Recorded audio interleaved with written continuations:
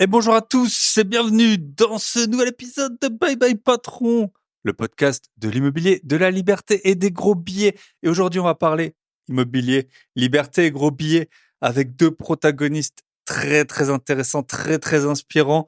Ils ont 26 ans et 34 lots. Donc voilà, quand on dépasse, c'est un peu comme les voitures dans Gran Turismo pour les anciens, quand la voiture était plus puissante que le poids, c'était du jamais vu. Et là, quand on a plus de lots que d'années de vie, eh ben, on est sur des personnes très déterminées et Julien et Marie. Donc Marie, elle est expert comptable, Julien, il est banquier privé. Si on avait utilisé une intelligence artificielle pour créer le couple parfait d'investisseurs, je pense pas qu'on aurait pu faire mieux que ça. Tous les deux, ils ont à 26 ans une très bonne connaissance à la fois théorique de par leurs activités professionnelles respectives et aussi pratique, justement aussi via leurs activités, mais également via leurs investissements. Ils sont très intéressants, très déterminés. Et comment est-ce que je les ai connus en fait? Donc, si vous ne le savez pas, je vends quelques formations. Elles sont pas chères, elles ont changé la vie de beaucoup de monde. Vous allez sur grosbillet.com, vous aurez accès à toutes les formations et j'en ai notamment une sur comment négocier un bien immobilier sur laquelle j'ai encore eu d'excellents retours pas plus tard que ce week-end et une sur la bourse que vous m'avez arraché. Vous êtes arraché et franchement, ça fait trop plaisir. Bourse de la théorie au gros billets. Et j'en ai une un peu plus nichée sur le podcast. Changer de vie grâce au podcast. Il y a eu plusieurs personnes qui ont lancé leur podcast suite à cette formation. Et notamment, Julien et Marie et Julien, qui ont un podcast c'est un peu l'équivalent du Bye Bye Patron quand on a 10 ans de moins. C'est Quitte le Boomer Dream. Déjà, j'adore le nom. Le Boomer Dream, ils pourront très bien vous expliquer ce que c'est, mais c'est un peu un genre de rat race, mais quand même un peu adapté à la sauce boomer. Pour ça, si vous voyez la petite pochette de l'épisode, j'ai mis quelques petits boomers là, ça leur fera plaisir, je pense, sur leur pochette. Donc, Julien et Marie, très gros investisseurs et surtout à leur âge. Et en fait, on a fait un épisode de podcast privé. Donc, si vous le savez pas, mon associé Michel et moi, on a un podcast privé qui s'appelle La boîte à outils des investisseurs, dans lequel on parle pas du parcours des invités, on parle vraiment de sujets précis. Si vous avez l'impression que vous y connaissez pas assez dans tout ce qui est obtenir des financements, dans tout ce qui est le bâtiment, on a eu un expert en bâtiment, on a eu un ingénieur structure. Dans les ventes aux enchères, on a eu Amani qui nous a fait une masterclass sur les ventes aux enchères. On a plus d'une vingtaine d'épisodes. Ils sont vraiment de très bonne qualité sur la déco, sur les gestionnaires de patrimoine, sur des courtiers. Les courtiers, si vous avez besoin d'un courtier, vous savez pas où le chercher. Si vous avez besoin d'un ingénieur structure, vous savez pas où le chercher. Vous avez tous les contacts dans la boîte à outils des investisseurs. Et on a fait un super épisode avec Julien et Marie et Julien. Je vais arriver sur les charges déductibles. Qu'est-ce qu'on a le droit de déduire comme charge quand on est investisseur immobilier? Donc, soit on a fait une partie quand on est investisseur immobilier en meublé et aussi quand on est investisseur immobilier en société. Et également quand on est entrepreneur, tout simplement. Qu'est-ce qu'on peut déduire comme charge? Et ensuite, comment est-ce qu'on peut sortir l'argent sans se faire assassiner par les impôts? Et oui, j'ai vu en France maintenant, il y a une taxe sur le streaming. Donc, je crois que c'était à peu près le dernier truc qu'ils n'avaient pas réussi à taxer. Donc, quand on arrive à éviter une petite taxe de plus devant l'ogre de l'État qui veut toujours nous prendre plus d'argent, c'est pas plus mal. Donc, très intéressant l'épisode qu'on a fait avec Marie et Julien sur les charges déductibles et comment ensuite sortir de l'argent de sa société sans se faire allumer par les impôts. Donc, tout ça, c'est sur la boîte à outils des investisseurs. Vous allez sur mon site grosbillet.com, il y a le lien. Et pour toutes les personnes qui sont sur la boîte à outils des investisseurs et ceux qui nous rejoindraient cette semaine, donc entre le 20 mars et le dimanche 24 mars, si je ne dis pas de bêtises, je vais tout de suite vérifier. Voilà, c'est bon, c'est vérifié, c'est bien dimanche 24 mars. Donc dimanche 24 mars à 20h30, prenez note, dimanche 24 mars à 20h30, pour toutes les personnes qui sont membres donc de la boîte à outils des investisseurs, ou si vous nous rejoignez cette semaine, on a une idée de génie, une fois de plus. Michel et moi, on va faire un apéro IMO de chez vous, en fait, parce que les apéros IMO, on trouve que c'est toujours super intéressant. Mais il y a toujours des contraintes, on n'est pas tous dans la même ville, on n'a pas toujours le temps, il y en a qui ont des travails qui sont prenants, il y en a qui ont des enfants, qu'il y en a qui ont pas de budget parce qu'ils ont tout mis dans les apports IMO, dans les travaux qui sont envolés. Donc là, à part votre abonnement, eh ben vous avez rien à payer. Vous pouvez être tranquillement chez vous au chaud, pas loin de votre famille, de vos enfants ou tout seul, hein, et ça vous fera de la bonne compagnie. Donc à 20h30, je vous enverrai un mail à toutes les personnes du coup qui sont membres de la boîte à outils des investisseurs avec le lien. Donc comment on va fonctionner, je vous l'annonce d'avance. Je pense que Michel et moi, on va un petit peu parler pour introduire un peu l'épisode, enfin l'apéro. Et puis ensuite, on va faire, donc ce sera via Zoom, via Zoom, on peut faire des sous-groupes. Donc on fera des sous-groupes et comme ça, ce sera comme un petit speed dating. Et comme ça, vous pouvez rencontrer des investisseurs, vous pourrez parler, on fera ça assez court, hein, pas qu'il y ait un malaise non plus.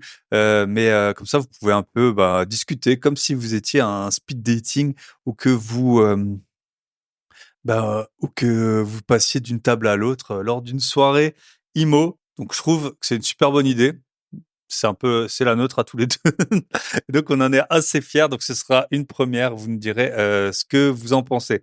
Sinon, avant de démarrer, je voulais vous dire, j'avais fait, donc ça, c'était avant que je parte aux États-Unis, je vous avais fait en intro, j'avais fait une vingtaine de visites pour des appartements en 2 jours. Et ça y est, j'ai signé un compromis. Donc, j'avais fait plusieurs offres. J'ai signé un compromis. Ça faisait un petit moment que j'avais plus acheté de biens immobiliers. Donc, compromis signé. J'espère que ça va aller au bout, que tout va bien se passer. Donc, un bien à plus de 10% de renta. Grosse négo que j'ai réussi à faire, notamment grâce aux techniques que je vous enseigne dans ma formation sur comment négocier un bien immobilier. Et d'ailleurs, il va y avoir une vidéo mise à jour très, très prochainement. Et donc, grâce à cette technique, 20% de négo, un bien à plus de 10% de renta brute, sans travaux, DPE, construit en 2006. Voilà, il y a juste, je vais juste mettre une cuisine parce qu'il y en a pas. Donc, un balcon, un parking, tout est bien, tout est nickel. Donc, je suis très content. Il y a plus qu'à il y a plus qu'à avoir le financement. On le sait, quand on est investisseur immobilier, on a une situation, on est très endetté, même si on a un actif net qui est un patrimoine net qui est bien plus important que la plupart des non-boomers surtout. Mais en tout cas, voilà. Maintenant, ça va être chercher le financement. J'ai signé le compromis il y a moins de 24 heures. Je l'ai reçu là. Il est signé. Et puis en avant, quoi. Donc voilà, on attaque avec nos chers Marie, expert comptable, et Julien, banquier privé, pour parler de leur parcours incroyable. Je vous souhaite une très bonne écoute et je vous rappelle donc un épisode qui va sortir avec eux deux sur les charges déductibles et comment sortir de l'argent de sa société sur légalement, bien sûr, sans se faire allumer par les impôts, sur la boîte à outils des investisseurs. Et dimanche 24 mars, 20h30, apéro IMO de chez vous au chaud. Vous pouvez boire une infusion, vous pouvez boire une bière, vous pouvez boire rien du tout si vous le souhaitez. Mais vous êtes tous les bienvenus. Je vous souhaite une très bonne écoute. On se retrouve de l'autre côté avec Marie et Julien.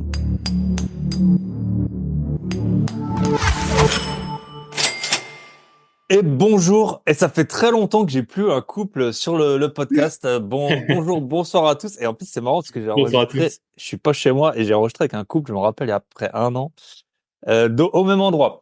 Aujourd'hui, on est avec Julien et Marie, des stars, hein, faut le dire, des stars, déjà des podcasters qui ont, Tu viens de faire oublier. qui ont un très bon nom de podcast, Quitte le Boomer Dream.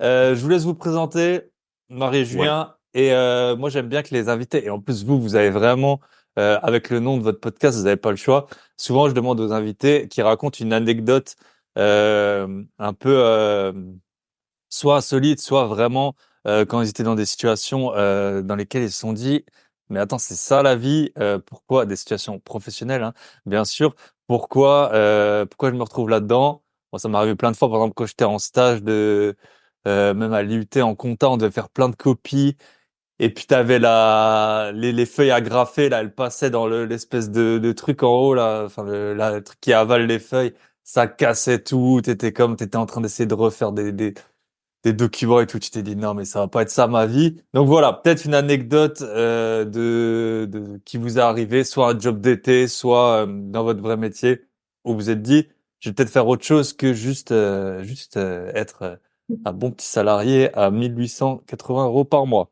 Vas-y, je te laisse te présenter. Donc, bonjour à tous. Moi, je m'appelle Marie, j'ai 26 ans. Je suis bientôt diplômée d'expertise comptable et je suis investisseuse immobilier avec mon compagnon Julien qui est à côté de moi. Et on a lancé tous les deux, du coup, le podcast Quitte le Boomer Dream il y a à peu près 6 mois. Et voilà. Tu Et veux une raconter? anecdote. Et Ah, l'anecdote? l'anecdote. Oula. Bah, sinon, laisse Julien parler et puis Ouais, je réfléchis. Moi, j'ai déjà la mienne, parce que Ah, faut le dire que j'écoute régulièrement ton podcast et combien de fois je me suis dit quelle anecdote tu raconterais si on te posait la question. Donc là, ça y est, je vais pouvoir enfin la présenter. Donc moi, je m'appelle Julien, j'ai 26 ans également. Je suis banquier privé dans un groupe bancaire français que je pense tout le monde connaît, surtout pour les investisseurs immobiliers. Je suis investisseur immobilier à mon compte depuis 2018. Je suis également investisseur en crypto depuis 2017. Et effectivement, on a avec Marie lancé le podcast Quitte le Boomerang il y a 6 mois, où justement on parle majoritairement d'investissement immobilier, financier et crypto, parce on aime beaucoup. Enfin, moi surtout, j'aime beaucoup la crypto. Marie, c'est plus on aime l'immobilier. quand ça monte, hein. C'est surtout ça, hein. Ouais, ça monte, mais c'est justement ce qui est marrant en crypto, c'est que moi presque je préférais quand ça baisse parce que par exemple quand je l'avais vendu en 2021, bah, en fait j'ai plus regardé pendant quasiment un an et puis quand ça a beaucoup baissé, c'est là où je suis revenu m'intéresser au Mm. truc parce que je me suis dit c'est à nouveau maintenant que ça va monter. Enfin bref. Et effectivement après on parle aussi d'entrepreneuriat, même si bon pour l'instant on est toujours tous les deux salariés, même s'il y a un projet d'arrêter cette activité-là prochainement. Et en tout cas, on aime bien recevoir dans notre podcast des entrepreneurs plus ou moins jeunes. C'est vrai qu'on a essayé de tourner un peu notre podcast autour de la vingtaine. C'est vrai qu'on voyait autour de nous il y avait un peu de demande là-dedans. Et c'est vrai qu'on aime bien mettre en avant, en tout cas, la volonté d'investir et d'entreprendre quand, Cette tranche. ouais, sur cette tranche d'âge. Mm. Bon, après, bien sûr, bien évidemment, si on a la chance de recevoir un invité qui a un beau parcours, qui est plus âgé, ben, on le reçoit avec très bonne, avec beaucoup Le plaisir. de plaisir, exactement. Yes. De toute façon, c'est ça. Au Et début, tu prends les gens que tu connais, les gens de c'est ton ça, entourage, et puis exactement. la plupart du temps, ils ont à peu près ton âge, hein. Tout à fait, c'est sûr, c'est sûr. Donc voilà. Ton Yes. anecdote. Et moi, mon anecdote, je vais raconter. Alors, c'était pendant mes études, parce que forcément, je faisais des jobs d'été. Alors, j'ai travaillé en grande distribution, j'ai fait livreur de magazines dans les boîtes aux lettres. Enfin, j'ai fait quelques Ouais, jobs les qui gars étaient. qu'on déteste. Les gars qu'on Ouais, déteste. c'est ça, Ouais. exactement. J'ai même failli faire. Alors ça, je pense que c'est un job Call qui se ferait center. plus. Ah, ceux qui appellent là. Non, non, pas call center. Ceux qui demandent des signatures pour Médecins sans frontières devant les centres commerciaux. Ah ouais, ah oui, oui, J'ai oui. j'ai Ceux qui sont devant failli la et Fnac finalement, là à Strasbourg. Ouais, ouais, on les connaît. Ouais, ouais. et j'ai pas été pris et je pense que finalement avec le recul je me dis tant mieux. Et du coup moi mon anecdote donc c'était pendant mes études j'avais fait de l'intérim en été parce que voilà au début je m'étais dit que je travaillerais pas et puis au final je me suis dit que c'était quand même bien de travailler au moins un mois et bon quoi, comme je m'étais prêt à la dernière minute il restait plus beaucoup de jobs d'été et je m'étais inscrit dans une agence d'intérim donc bon j'avais fait des jobs un peu sur les chantiers etc mais ça à la limite ça a duré 2 3 jours donc j'aimais bien parce que ça faisait un peu des sortes de stages accélérés dans différentes professions carreleur on avait arraché des sols on avait commencé à poser un peu de placo enfin bon bref moi je suis pas du bâtiment donc on va dire j'étais plutôt sur la partie logistique c'était pas moi qui Porter les faisais sacs, porter directement les ouais voilà trucs. c'est ça c'est ça. Et ils m'ont proposé un job qui était même un petit peu mieux payé avec des horaires décalés, c'est-à-dire que je travaillais de 19h à 2h du matin dans une usine à pain. Et moi, au début, je me suis dit, oh, mais pourquoi pas. En plus, moi, je suis plutôt du soir que du matin. Je me suis dit, au moins, certes, je termine un peu tard, et en plus, j'ai les horaires de nuit. Donc, on est payé toujours un petit peu plus quand on est en horaire de nuit. Et je me suis dit, bon, mais dans une usine à pain, ça peut être sympa. Et franchement, le pire job que j'ai jamais fait parce qu'en fait moi mon job c'était de d'emballer le pain dans des sacs. En fait il faut savoir que l'usine elle était en deux parties, une partie chaude où il y avait les boulangers qui cuisaient le pain dans des fours qui étaient donc dans cette pièce là il devait faire à peu près 40-45 degrés sachant qu'on était en été donc il Mm. faisait très très chaud dans cette pièce là. On les passait dans des sortes de congélateurs très puissants où en fait le pain était congelé, donc on le sortait chaud des fours et on le mettait là-dedans pendant un quart d'heure, donc il passait à moins 40, moins 50 degrés dans ces congélateurs spéciaux qui permettaient de congeler le pain très rapidement. Et ensuite, dans une salle derrière où il faisait à peu près -2, -3 degrés, on le mettait dans des sacs pendant 7 heures d'affilée. Et moi, j'ai sous-estimé le fait donc quand on est en plein été, la journée il fait, donc moment en plus on est dans le sud, donc la journée il fait 30-35, la nuit il fait 20-25. de travailler dans une pièce où il fait -2, -3 degrés, alors que toi, ton corps, il est absolument pas préparé à ça parce que t'es l'été, quoi. Donc t'es pas préparé pour travailler dans une chambre froide. Et en plus, pendant 7 heures, c'est-à-dire qu'au bout d'un moment, ton corps, en fait, au début, t'as pas trop froid, puis tu commences à avoir un peu froid, et à la fin, t'es carrément en hypothermie. Donc déjà, ça, c'était vraiment pas terrible. Mettre du pain dans des snacks pendant 7 heures, c'est extrêmement long. Je pense que je regardais l'heure, il y avait une horloge, je la regardais toutes les minutes. Là, c'est Et en plus, abrutissant en plus, quoi. exactement. Et en plus, moi, quand j'allais dans tous ces jobs, j'aimais bien toujours parler un peu avec les collègues, ça permet de rencontrer des Ouais. gens, de demander un peu leur expérience de vie, etc. Et je me souviens qu'à la pause, j'avais discuté un peu avec les trois personnes qui travaillaient avec moi de nuit. Et c'était vraiment Gavroche les Misérables, quoi. Ouais, ouais. C'est-à-dire que en fait, bon, c'était un job qui était pas si mal payé, mais je veux dire, on avait l'impression qu'ils étaient là pour s'être punis, parce que forcément c'était un job qui était très difficile, les conditions de travail étaient vraiment pas ouf, et puis l'usine, personne ne voulait y travailler. Et en fait, quand tu leur parlais un peu avec eux, par exemple, il y en a un qui était électricien, et je lui disais, mais c'est super, t'es électricien, pourquoi tu vas pas bosser avec pour une société d'électriciens où tu te mets à ton compte, etc. Il me dit, je sais pas, ma vie c'est nul, je suis mieux ici, etc. Il y avait une personne âgée qui malheureusement avait pas une retraite assez élevée, qui devait continuer à faire ce job parce qu'il avait pas assez de fonds. Il y avait un autre jeune qui avait pas de diplôme et qui avait pas trouvé de job à part celui-là. Enfin, vraiment, ça m'a mis une espèce de claque où Ouais. justement, je commence à arriver en 3e année d'études, à me dire que les études c'était long. Franchement, c'est jusqu'à la fin de mes études, j'y ai pensé, quoi. Donc vraiment des conditions de travail très très compliquées. J'ai tenu une semaine et après j'ai dit à l'agence d'intérim, je peux plus bosser là-bas, c'est pas possible. C'est vrai que c'est dur, ça. Enfin, moi, à la base, je voulais être expert comptable, comme Marie. Et j'avais fait des stages de fin d'études dans un... Enfin, moi, dans ma ville, c'était un assez gros cabinet. Il y avait peut-être 40 personnes. Mais en fait, t'as des gens... Toi, t'as un bac+5. Enfin, moi, à l'époque, j'avais ça. Mais il y avait des gens, c'était des gens hyper simples, quoi. En fait, des comptables vraiment de base. Il y en avait plusieurs qui étaient un peu handicapés. De Enfin, tu voyais que c'était des gens vraiment le peuple enfin comme ça, quoi. Alors que leur vie, elle était Ouais. assez triste. Tu sais, ceux qui avaient genre une Twingo avec les comment on dit, les tapis de sol genre alu comme ça, enfin imitation Ah alu. oui, ouais, je vois, je vois. Bah, c'était des gens hyper simples et ça te pose pas du tout de problème de parler avec des gens comme ça de temps en temps. Mais quand t'es 8 heures dans un bureau avec deux mecs comme ça, mais Ouais. tu, en C'est fait, déprimant. Tu c'est fais de horrible. l'emploi, ouais. C'est horrible. Ouais. Et j'imagine pas les conséquences à long terme sur ton moral, sur ta volonté. Je pense Ah vraiment que ouais, ça non, mais peut peut-être te briser, quoi. ouais. Ouais, avec plein de maladies et tout. Enfin bon, bref, tous les problèmes que tu peux avoir. Ok, top. Marie, t'as une idée? Sinon, on va enchaîner Ouais, sur c'est votre bon, je parcours. l'ai. Je l'ai. Vas-y. Du coup, pour une anecdote, alors c'était mon premier CDI. J'ai commencé la comptabilité. J'étais en audit en fait, commissariat aux comptes. Du coup, j'étais junior et je me rappelle, on avait fait la saison et tout, donc quand même, on bosse en moyenne 60 heures semaine avec les déplacements, etc. Et avec mes petits collègues avec lesquels on avait le même âge, on était au même poste. On s'est dit, on va demander une augmente, la CGT, tout ça. On s'est dit, voilà, on n'est pas assez payé, machin. Sachant que notre patron, c'était un giga boomer. Je pense qu'il avait, je sais pas, 55 ans, un truc comme ça. Le mec, à 16 heures, il partait, il y avait plus personne. Et au niveau du salaire, on était quand même en dessous du marché. On s'est dit, on va demander une augmente tous les quatre, nanana. On y va. Il nous dit proprement, c'est non. Donc, bon, on part un peu... La Avec crainte entre les jambes. voilà, un peu déçu. Je pense une semaine après, vu qu'il était jamais là, il signait pas les bons de commande. Au cabinet, il y a une livraison de fleurs qui arrive, donc de gros pots de fleurs qui ont été mis en plus au-dessus de nos bureaux. Je signe le bon de réception et je crois qu'en tout, il y en avait pour 10 000 euros, ce qui correspondait plus ou moins à notre augmentation à tous les quatre. C'est-à-dire que je m'avais demandé 2 000 chacun, un truc comme ça. par an, Et quoi. 2000 par an. on a eu les morts parce que j'étais là, mais il voulait pas nous augmenter de 2 cas, alors qu'il a claqué la semaine d'après 11 000 balles dans des fleurs. Et vraiment, je me suis dit, jamais faut que je quitte le salariat. Ouais, ouais.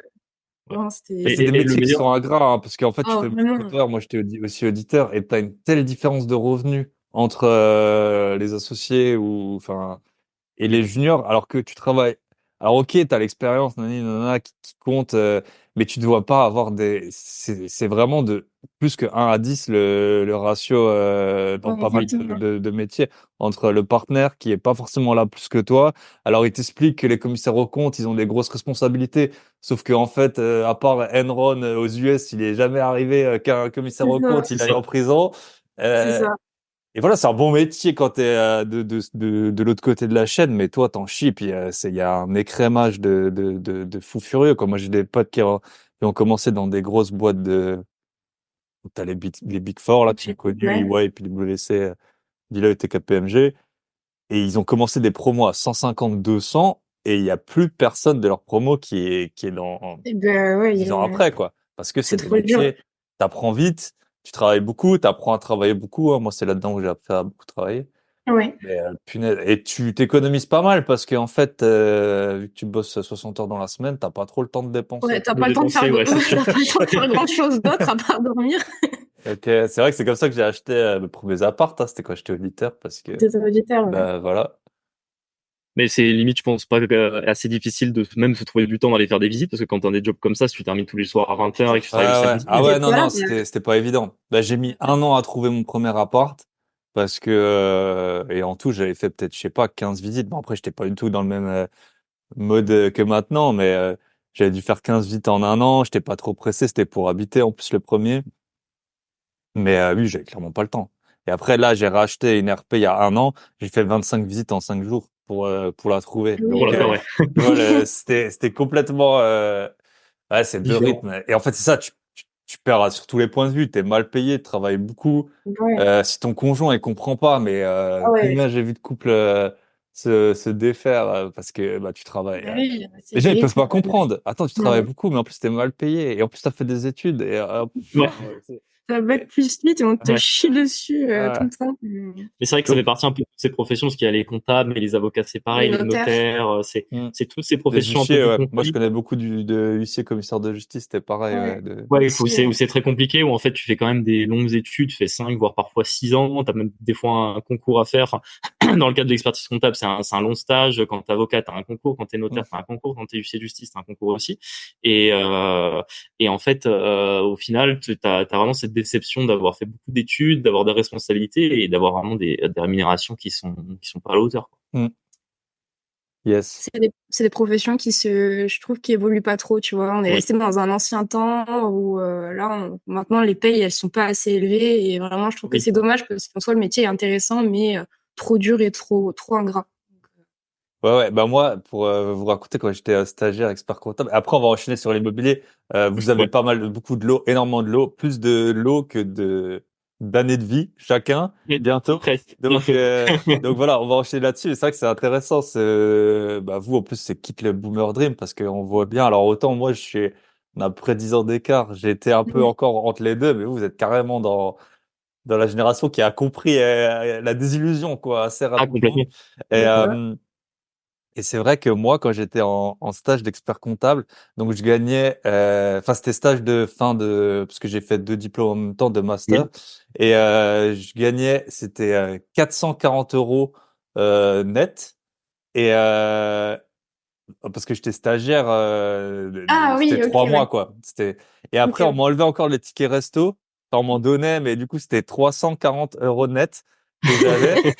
Et je me rappelle à un moment, c'était un peu dans la galère. J'avais dit, bah, si vous voulez, je peux faire des heures sup et tout. Ouais. Puis t'avais celle qui faisait un peu les RH, il m'avait dit, mais tu sais, tu vas être payé.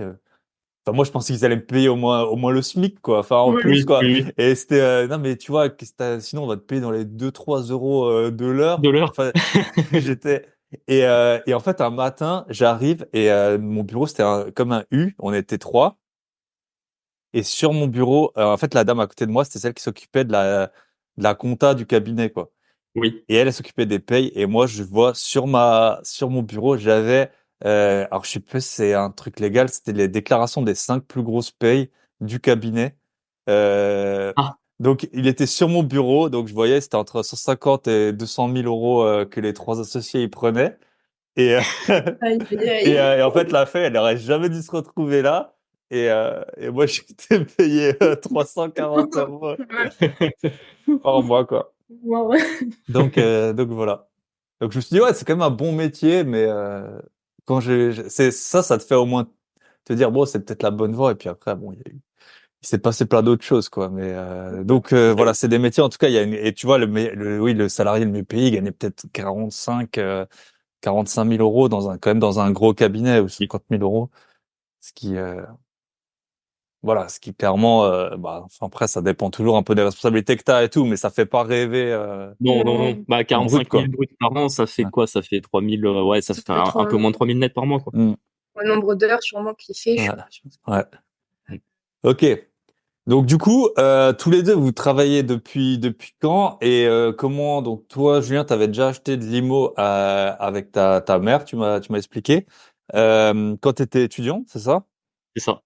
Je pense que ça peut intéresser les gens qui ont peut-être des pas de revenus ou qui sont peut-être qui ont lancé leur boîte, tout ça, enfin qui sont pas finançables parce que toi t'étais pas finançable du coup pour le coup. Exactement. Parce que j'avais Tu peux nous raconter un peu comment t'as procédé? Ouais, alors bon, moi je commençais à m'intéresser un peu à tout ça en 2017. Je pense à une époque où ça commençait un petit peu à se répandre sur Internet, mais bon, Mm. c'était pas du tout au niveau d'aujourd'hui. Et moi, je m'étais un peu eu le déclic de me demander, si on a parlé tout à l'heure de mes jobs étudiants, j'intégrais en fait ce qu'on appelle un magistère. Donc en gros, en troisième année, j'intégrais en fait un diplôme complémentaire à mon cursus qui allait me suivre jusqu'au master 2 qui était en fait un DJCE, donc dans le domaine du droit, c'est un diplôme qui est assez reconnu, et ça me doublait à peu près mon volume d'heures, donc j'étais quasiment à 40 heures de cours par semaine, donc jusqu'en L2, j'avais un job étudiant les mois où je travaillais les week-ends, ça me rapportait à peu près 400 euros par mois, et là je me suis dit bon ben ça va pas être possible de le garder, et forcément j'avais mon appart à payer, quand mes parents sont divorcés, c'était on va dire ma mère qui payait l'appart. Elle me disait écoute, ça va être un peu compliqué. En plus, je suis toujours un petit à l'époque, elle était assez stressée sur l'argent, donc elle m'a dit si tu veux pas garder ton job un peu plus longtemps, etc. Et moi j'étais là, mais avec 40 heures de cours par semaine, c'est pas possible. En plus le Mm. week-end j'allais bosser là-bas, quoi. Et je me suis dit, ben j'ai un peu tapé bêtement sur internet comment gagner de l'argent. Quand on n'a pas le temps. Et le plus drôle dans tout ça, c'est que la première hypothèse que j'ai commencé à creuser, c'était le pari sportif. Donc Ouais. vraiment, Ouais, j'ai c'est commencé marrant, hein, là-dedans. c'est un bise, bah, je le connais mal, mais bon, enfin, les probabilités, elles sont contre nous, hein, clairement, donc, Ben, c'est ça exactement, c'est juste mais les brokers qui gagnent de l'argent, quoi. t'en as qui vendent des formations là-dessus, et qui se font pas mal d'argent, hein. On va Oui. pas citer, mais il y en a un qui a un peu un physique de brindille, là, qui passait pas mal, là, dans ces, C'est sûr.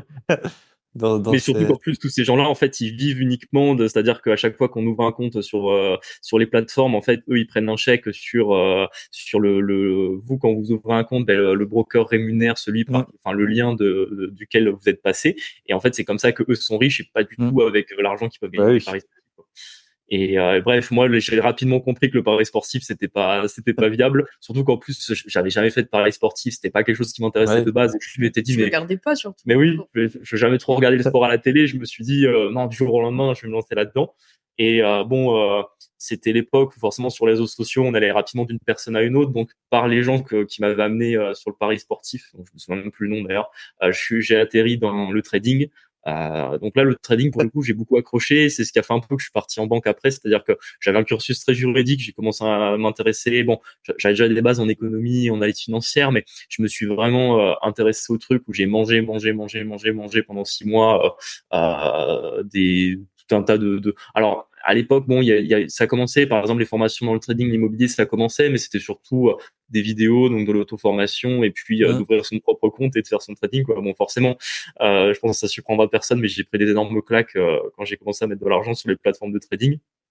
Et d'ailleurs, ça c'est une anecdote qu'on a déjà racontée, mais c'est vrai que ma pire journée, j'ai perdu 6 500 euros en une après-midi, juste en faisant les erreurs de débutant, d'être pris par ses émotions et de perdre et Mm. remettre en continuant de perdre alors que juste le cours était contre moi. Et d'ailleurs, j'en garde un sacré souvenir parce que je pense qu'on ouvre, ça, c'était fin 2017, je pense que j'ouvre un graphique boursier du CAC 40 en 2017, j'arrive à retrouver la journée où j'ai perdu 6 500 juste pour le bouger. Enfin bref, c'était ça fait partie, je pense, des claques qu'on prend dans la vie qui nous renforcent et puis qui nous enseignent beaucoup de choses. Sachant qu'en plus, j'avais été tellement bien formé par cette journée-là que 10 jours après, je me suis remis au trading et j'ai reperdu 2 000 euros en une journée. Donc en fait, toutes les économies que j'avais durement acquis, que j'avais mis dans le trading en pensant que ça allait me rendre millionnaire en quelques semaines, bah, elles étaient quasiment perdues.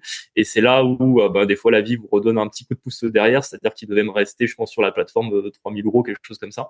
Et j'ai mis sur les crypto-monnaies, majoritairement sur le Ripple pour ceux qui connaissent. Et le plus drôle, c'est là encore, j'insiste là-dessus parce que ça montre comme quoi on peut faire des choix qui sont complètement illogiques quand on n'est pas formé. C'est que les crypto-monnaies à l'époque, je connaissais pas du tout.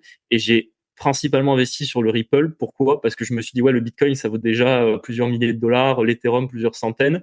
Le Ripple, ça vaut 20 centimes, il y a plus de chances que ça augmente. Alors que tu savais pas du tout combien il y avait Mais de, non, de tokens et de la tokens. capitalisation. Parce que c'est ça. Il y en Mais a qui c'est dit, tout ouais, ça petit, vaut, ça, ouais, mais sauf que s'il y a 10 milliards de tokens et dans l'autre, il y en a que, que 27 21 millions, millions, bah là. ouais, c'est ça. Voilà. Et bah, c'est pas pareil. Ok. Ouais. Mais Et le donc, Ripple a bien pris. Enfin, il y a eu pas mal d'histoires avec ce Ripple, des histoires de procès aussi et tout ça qui a fait que son cours, il oui, a pas mal bougé. qu'il a pas mal bougé et forcément grâce au Ripple j'avais récupéré tout ce que j'avais perdu dans le trading, donc bon ça Ok. des fois c'est les chances de la vie. Ouais. Et après on va dire mes déboires en trading, j'ai arrêté le trading, j'ai continué à m'intéresser aux crypto, mais bon le bull run venait de se finir, Mm. donc fallait que je parte sur autre chose et c'est là que j'ai atterri dans l'immobilier. En regardant peut-être bon ceux que je pense que tu les connais, mais ceux qui étaient à l'époque, il y avait Olivier Seban, il y avait Yann Darwin, il y avait Cédric Anissette. C'est un peu avec eux où j'ai commencé à regarder des vidéos et où je me suis dit bon ben pour acheter un bien immobilier, il faut pouvoir faire un crédit. Pour pouvoir faire un crédit, il faut des revenus. J'ai pas de revenus, il faut que je trouve quelqu'un pour m'associer. Et en l'occurrence, j'en avais parlé du projet à ma mère qui avait déjà hésité à acheter un bien immobilier quelques années avant. Et elle m'a dit bon ben pourquoi pas. Et c'est comme ça qu'on a fait notre première opération où on a acheté un petit appartement T3 dans la ville de Montpellier et où on a fait plutôt une bonne affaire à l'époque. Et là encore une fois, c'est toujours pareil, c'est un peu la chance des débuts, c'est qu'on est tombé tout de suite sur un bien qui était très peu cher au prix au mètre carré parce que c'était une personne âgée qui avait pas d'enfant, qui voulait un peu s'en débarrasser. Et en fait, ça nous a mis le pied. Et ensuite, mais c'était également quand on a fait cette opération-là, c'est l'année où on s'est rencontré avec Marie et où quand je lui en ai parlé, bah, on s'est tout de suite dit que dès qu'on pourrait C'est comme investir tous ça les temps, on qu'il a investirait conquis plus. son cœur. Voilà, je le dis. C'est ça. Et c'est comme ça que j'ai acheté mon premier bien. Ouais. Ok. Ok, top. Et toi, c'était pas l'appartement dans lequel tu habitais en tant qu'étudiant? Non, du tout. En plus, c'était Ah. un appartement qui était déjà loué. Alors moi, je me souviens, j'avais fait toutes mes simulations. J'avais fait des tableaux de Ouais. calcul de rentabilité que j'avais présenté au banquier. Le banquier, il comprenait rien. Et moi, je m'étais dit, mais non, c'est un banquier, il va comprendre. Alors, je sais plus, on était à 13% de rentabilité. Je l'avais mis en gros, en rouge sur le tableau Excel. Et le problème, c'est que moi, à l'époque, j'avais 20 ans tout juste. Le banquier me regardait un peu bizarrement en se disant, qu'est-ce qu'il Il est vient de fou. demander un crédit pour acheter de l'immobilier alors qu'il est même pas, qu'il Mm. travaille même pas, tu vois. Et au final, on avait fait une bonne affaire. Après, c'était aussi, je pense qu'une affaire comme ça, on ne pourrait pas la refaire aujourd'hui parce que bon, ben, depuis 2018, les prix ont vachement monté. Et puis, c'était quand même une époque où le marché immobilier, bon, là forcément, là en ce moment, c'est un peu la crise. Il y a beaucoup moins de transactions. Mais à cette époque-là, une bonne affaire, elle pouvait rester 1 à 2 semaines. Et je Mm. pense qu'en fait, j'ai regardé sur le bon coin, je suis tombé tout de suite dessus. On a été visité, on a eu un peu de chance là-dessus, quoi. Mais c'est vrai que aujourd'hui, je pense qu'une bonne affaire comme ça, il y aurait directement un marchand de biens qui sauterait dessus, quoi. Bah, faut dire ce qui est, tout le contenu, y compris celui qu'on crée, et Oui. bah, voilà, on a c'est des milliers, des centaines de milliers de coûts, en tout cas, Oui. au d'un moment, et bah, voilà, il y a quand même des gens, derrière C'est tout sûr. ça, hein, et c'est des concurrents, potentiels, hein, donc, Ouais. Après, tu me diras si tu veux qu'on parle de chiffres. Moi, j'ai aucun souci à parler de ça, mais c'est juste qu'à des fois, je pense que pour les auditeurs, ça peut brouiller un peu le tout quand on parle de chiffres ouais. énormément. Mais si Non, tu non, veux, mais on va attaquer là-dessus peut-être, mais juste, du coup, après, vous êtes mis ensemble, oui. vous aviez tous les deux un CDI. Avec ta mère, t'as racheté? C'est en LMNP que t'as le bien ou c'est Non, on en avait nu? acheté directement en SCI. Parce que C'est. bon, ça heureusement, c'était par le biais que je faisais quand même des études en droit, Mm. etc. Je m'étais bien renseigné. Je pense qu'en vrai, c'est mes études en droit, je les regrette pas du tout parce que pour investir dans l'immobilier, c'est vraiment ultra intéressant parce que tout de suite, que ce soit en droit d'immobilier, droit des sociétés, fiscalité, j'avais les bases là-dessus. Donc tout de suite, on a bien, Ouais, tu avais mis la SCI hier. Ouais, le seul truc que j'avais fait, c'était mettre la SCI à l'IR au début, alors que c'était un bien qui était loué nu. J'avais fait ce choix-là parce qu'en fait, je savais qu'il fallait prendre un comptable dans une SCI à l'IS et que j'avais pas envie de payer le comptable au début. Ouais, mais c'est ça. C'est pour ça que Mais en fait, après, quand quand il y a t'as eu pas d'argent, t'as pas d'argent. C'est c'est ce qu'il faut comprendre, hein. c'est Moi, ce qu'il faut dire, non, ça m'a coûté des dizaines de milliers d'euros de pas avoir eu d'argent à un moment de ma vie. Mais c'est comme ça. Quand on n'a pas, tu peux pas, enfin, on non, fait c'est tout sûr. Ça, pour tu en peux pas faire. Mais mentir. si t'en as pas, t'en as pas, hein. Donc C'est sûr, surtout comme quand ça. directement on l'a géré nous-mêmes parce que je voulais pas le mettre dans une agence, que tout de suite Ouais. ça faisait des frais. Après bon, c'est un peu une logique qu'on a eu sur notre parc immobilier. Je pense que ce qui a fait qu'on a pu avancer assez vite, c'est que j'ai toujours eu cette logique de diminuer au maximum les frais pour maximiser le cash flow, l'argent que tu peux mettre de côté, réinvestir et faire une boule de neige qui va le plus vite possible, quoi. Parce que bon, directement quand tu commences à payer un comptable, payer une agence immobilière pour le gérer, etc. Ça te retire tout de suite des points de rendement et un bien qui pouvait avoir du cash flow, ben, tu peux rapidement te retrouver avec beaucoup moins de cash flow, voire pas du tout. Mm. Yes. Ok, du coup, vous rencontrez tous les deux, vous avez vos jobs, vous empruntez, vous décidez à acheter ensemble, vous achetez séparément, comment ça Oui. se passe? Alors là, il se passe encore un petit peu de temps parce que nous, on a été diplômés qu'en 2020. Donc en fait, on a eu nos premiers CDI en 2020. Là, on est encore en 2018. Entre-temps, en 2019, je refais des opérations avec ma mère. Donc il y a d'abord une opération qu'elle fait elle toute seule en LMNP. Mais bon, honnêtement, je pense que c'est un beau service que j'ai rendu à ma mère parce que honnêtement, c'est moi qui ai tout fait de A à Z. J'ai trouvé le bien, je l'ai négocié, j'ai fait les travaux moi-même. Enfin, c'est pas des gros travaux, mais on va dire l'appart. Il fallait refaire un rafraîchissement, les peintures, les sols, les meubles. J'ai tout fait tout seul. Mais bon, c'est elle qui l'a dans son LMNP aujourd'hui. C'est un bien qui tourne très bien où il y a zéro vacances locatives. Plus comme c'est une ville très étudiante, dès qu'il y a un locataire qui part, suffit de mettre l'annonce sur le bon coin, tu reçois 200 demandes. Enfin bon, bref, Mhm. c'est vraiment celui-là, c'est vraiment une pépite. Ensuite, on a fait un immeuble dans une autre ville où là, je me suis rendu compte que les appartements, quand tu les faisais un par un, ça allait quand même assez lentement et c'était beaucoup de boulot. Je me suis dit, bon, ben, on va partir direct sur les immeubles de rapport où au moins ça permet d'aller plus vite et d'en acheter plusieurs d'un coup.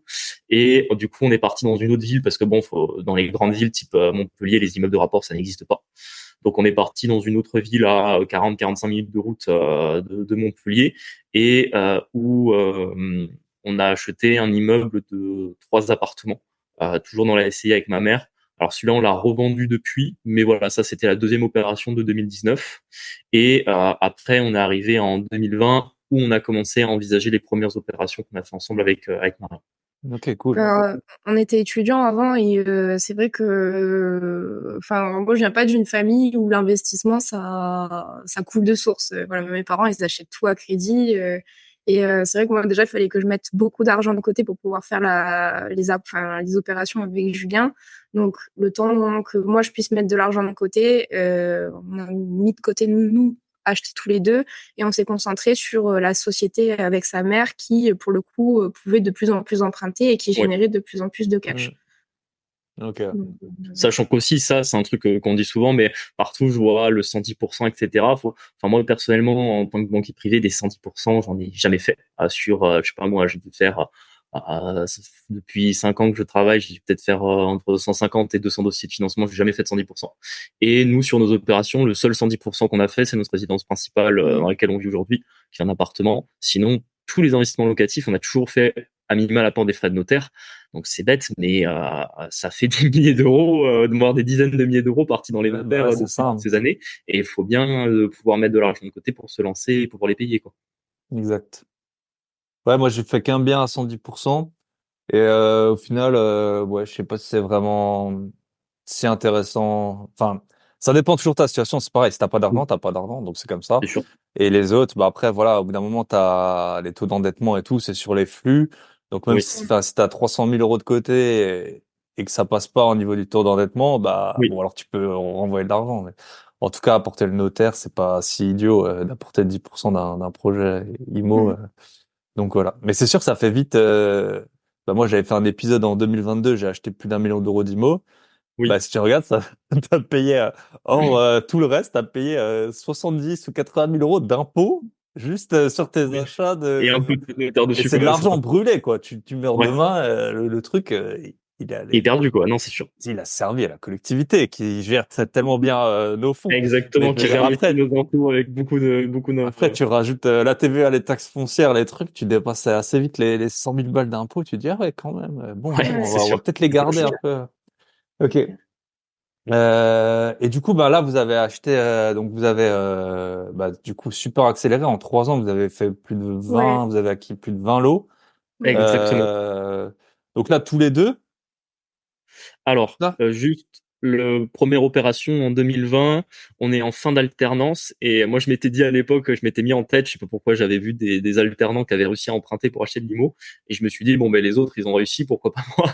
Et j'avais trouvé un petit immeuble de 3 lots avec un garage dans la même ville que l'immeuble précédent dont je venais de parler précédemment, que j'avais acheté avec ma mère en SCI.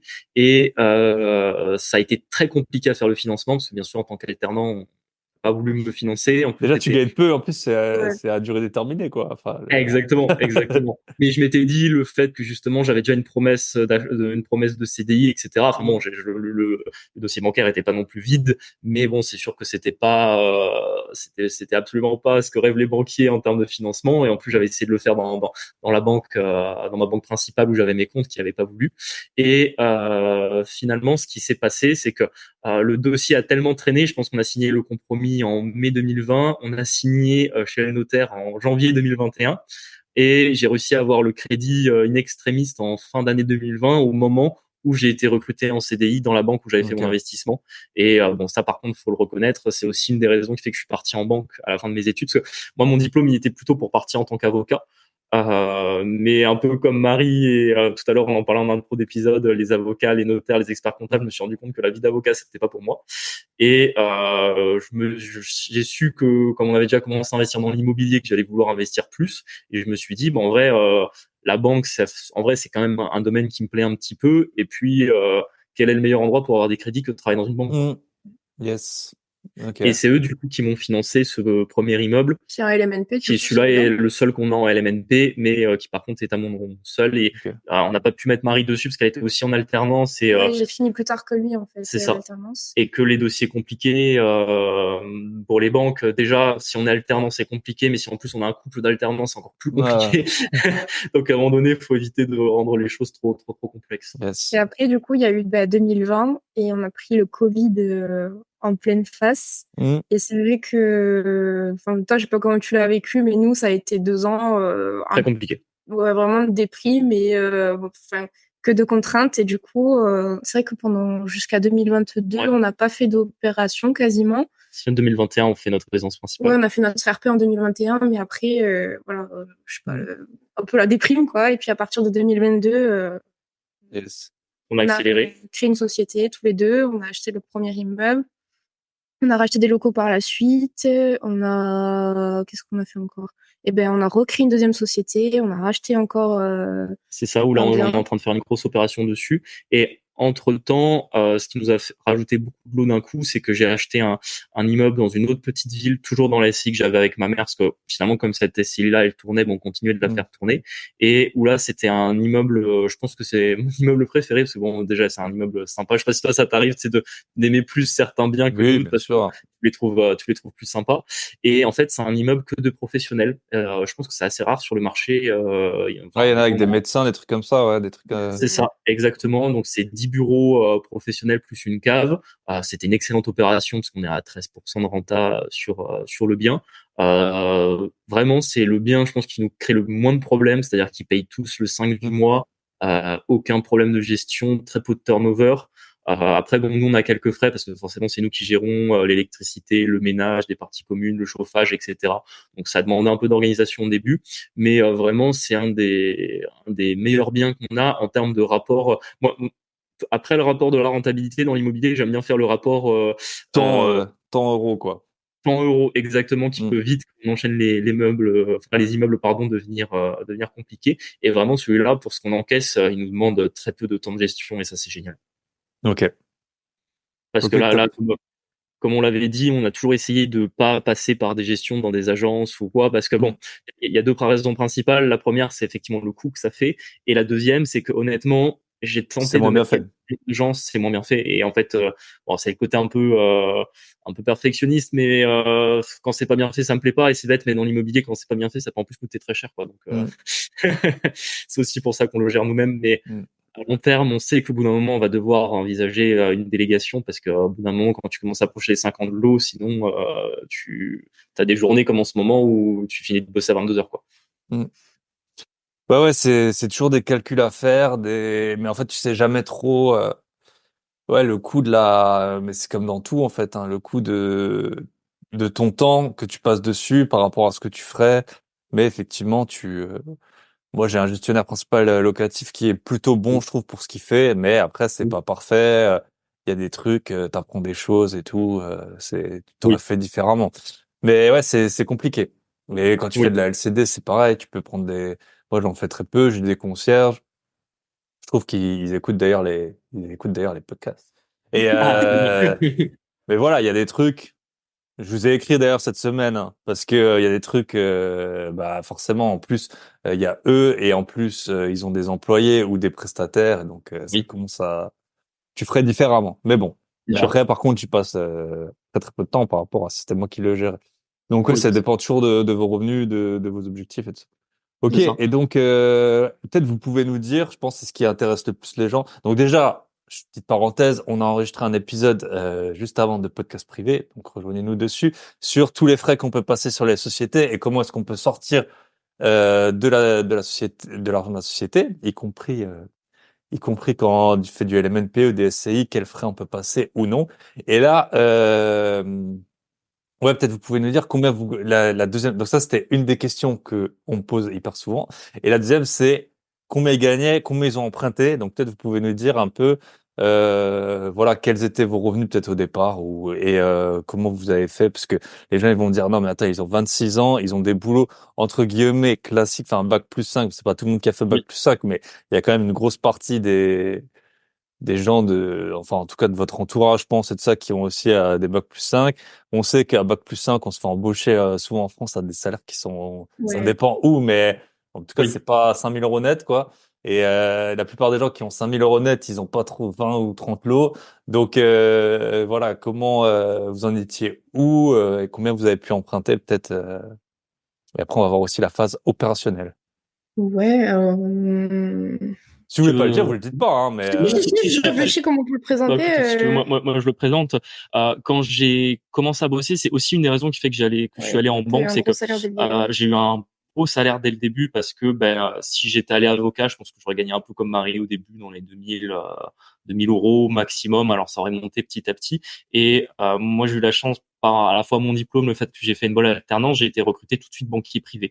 Sachant que dans le groupe où je suis, ils aiment bien toujours me le rappeler parce que bon, tu connais dans les grands groupes comme ça, ils aiment bien toujours se jeter des fleurs quand ils ont fait des bons choix. Et en fait, j'ai été recruté le plus jeune du groupe à l'échelle mondiale sur un groupe de 100 000 personnes à ce poste-là. Et forcément, je me suis retrouvé quasiment avec un salaire de senior d'entrée. Donc ce salaire-là, enfin d'ailleurs, je suis toujours, parce qu'il a assez peu augmenté depuis, mais je suis à 3 000 euros net par mois, Mm. plus 1 000 euros sur un plan épargne entreprise. Sachant que les plans d'épargne entreprise, je ne sais pas si tu connais un peu le fonctionnement, tu veux que je le décrive rapidement? Tu peux te décrire parce que moi, c'est vrai que j'ai jamais eu de Ouais. CDI en France et tout, donc je connais pas bien l'histoire. Bah, en fait, c'est surtout dans ça peut être dans des plus petites entreprises, mais c'est en général plus intéressant dans les grands groupes. Dans les grands groupes, en fait, les salariés sont très intéressés à la résultat de l'entreprise. Et notamment dans mon groupe, les résultats de l'entreprise, quand ils sont distribués aux salariés, ça peut rapidement représenter 3 mois de salaire à peu près. Donc c'est non négligeable. Ils sont mis sur un plan d'épargne entreprise qui nous permet, en fait, d'être exonérés d'impôts, soit si on le laisse pendant 5 ans, soit si on le débloque avec des cas de déblocage anticipé qui sont donnés par l'État. Donc, par exemple, nous, dans notre cas, quand c'est paxé, j'ai débloqué mon plan d'épargne entreprise et j'ai récupéré 25 000 euros comme ça. Donc, c'est bête, mais pour faire des apports, Non, c'est c'est quand même Ah déjà. ouais, bah très 25 000 intéressant. euros Et à 26 ans. c'est ça, et surtout qu'en plus, tu les récupères sans impôt. Et c'est ça Hmm. qui est ultra important. C'est-à-dire que si j'avais mes 4 000 euros, maintenant, je sais pas, je paierais peut-être par mois, je devrais payer, je pense, 500, 600 euros d'impôt dessus.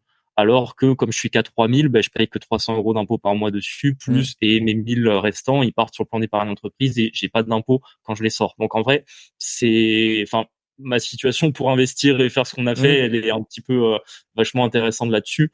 Donc En tout cas, moi, je suis conscient, en tout cas, que c'est sûr que ça nous a donné un gros coup de pouce et que si j'avais gagné 1500 euros, bah, ça aurait été plus lent et vachement plus compliqué.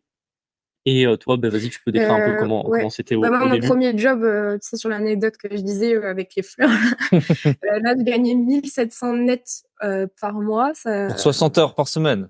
Ouais, À peu près. Ouais, c'est bien l'esclavage, ça. tout ça. Bon, après, je suis pas restée longtemps. Sur le job d'après, j'ai gagné 2000 euros net pendant très longtemps au final. Il y a que cette année où j'ai réellement augmenté, je suis passée à 3000 euros net. Ok.